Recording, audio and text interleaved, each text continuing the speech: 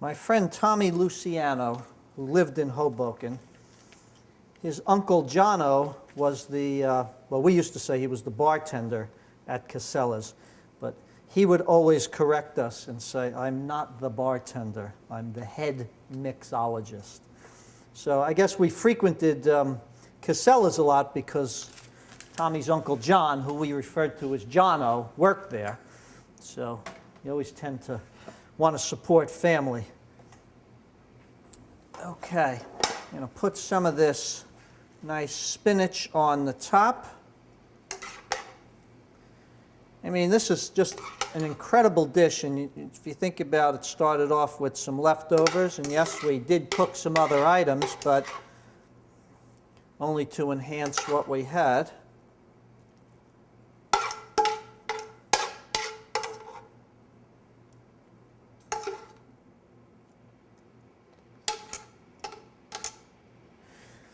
Okay, now we have our hard-boiled eggs. Just going to slice those. Like I said, million variations on every recipe. This happens to be one that I enjoy, maybe because it captures part of my younger days. I'm going to start to put these right down the center.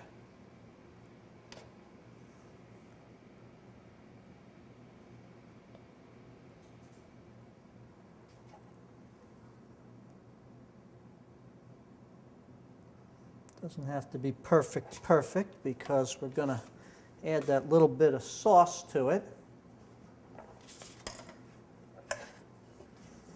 Always doing a quick cleanup in between.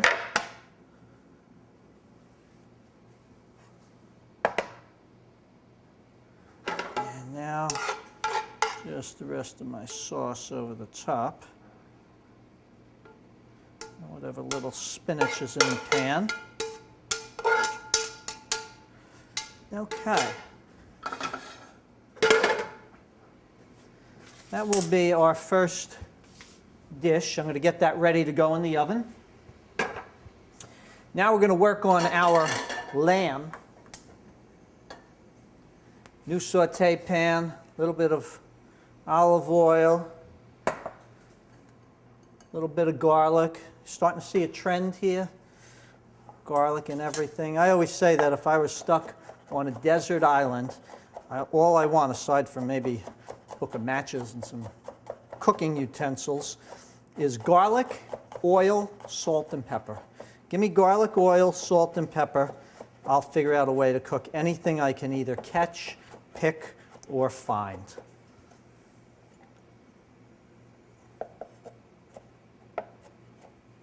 Okay. Now what we're doing here, we're going to get rid of our, not get rid of, we're going to reinvent our leftover lamb. I don't think I told you in the beginning what we were actually going to make with the lamb.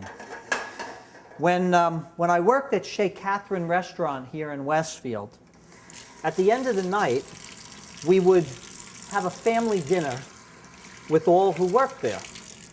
And oftentimes we would have vegetables and potatoes and some ground lamb. So she would season up that ground lamb, and we would put that in a baking dish and layer it with vegetables, with potato, and we'd put some shredded cheese over the top like Gruyere, and we'd make this wonderful shepherd's pie.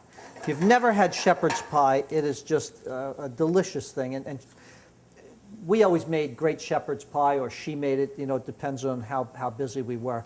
Garlic and oil, nice and tender, the garlic, getting golden brown. I'm adding some of these little bit of leftover carrots that I had. When I add different ingredients, I like to just toss it around, get them coated. I'll let that cook for a minute. And then what I'm going to do is to add some broccoli. I simply chopped up the broccoli.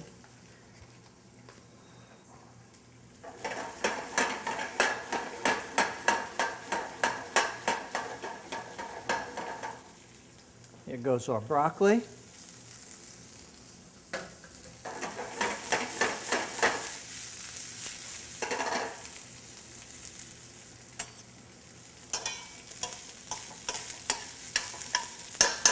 Maybe just a touch more oil. Pinch of salt. Little pepper. Again, you see the trend? Salting and peppering as I go along. Two of my most important ingredients, as I said, salt and pepper, oil and garlic. Set me up anywhere. Give me anything, I'll cook it for you.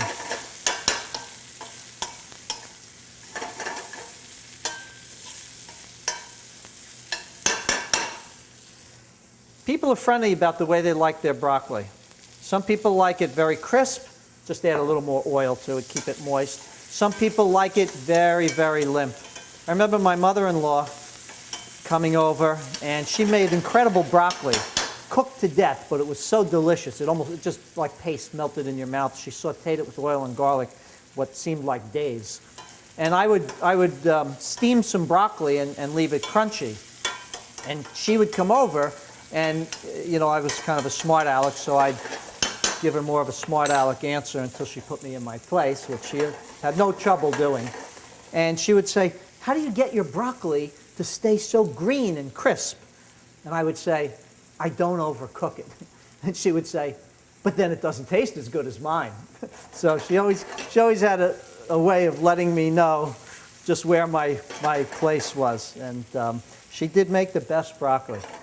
Okay, I think that's done. This cooks up really quick. I'll take my little crock.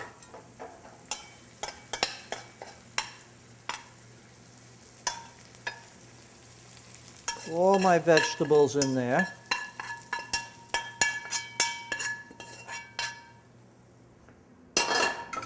Switch pans so we're ready for the next dish. Just spread this all out. And then I'm going to take my lamb, which I've got all chopped up, and put my lamb in.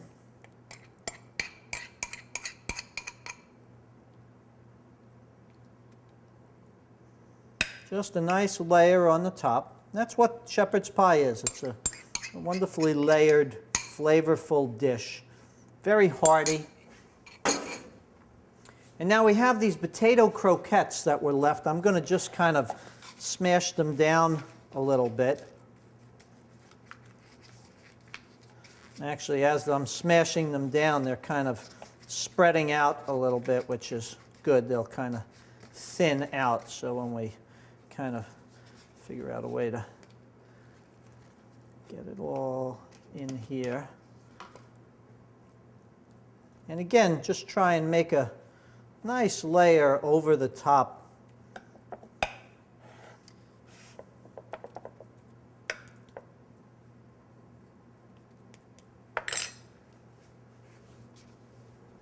Oh, God. Oh, heavenly. I don't even need to cook it. I could just eat it like this. Everything's cooked in here already, so it really wouldn't hurt. Okay, now our Gruyere cheese.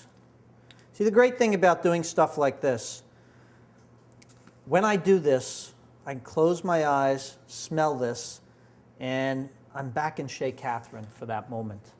And here in town, someone I worked with at Catherine's has a restaurant, Jeffrey from Jeffrey's, and I'm sure he can do the same thing. And I'm sure that every day when he's cooking in his restaurant, things that he's making that were somewhat influenced perhaps by Catherine, he can close his eyes, and again, she's there with him. So I'm going to pop this right into an oven to let this crisp up on the top. And we'll go on to our next dish. Let's do a quick cleanup. Now, this next one is going to be that Percitelli Boccatini.